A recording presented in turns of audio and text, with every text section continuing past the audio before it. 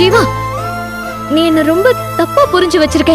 நான் என் பழைய வாழ்க்கைய மறக்கணும்னு நினைச்சது உண்மைதான்.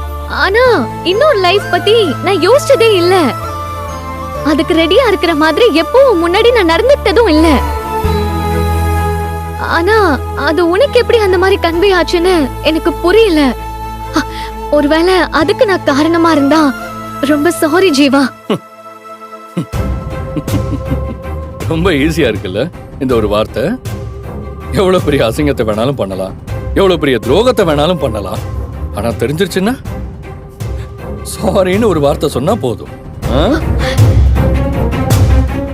உங்க மனசுல இருக்கிற கில்ட் போயிடும். ஆனா என் மனசுல இருக்கிற வலி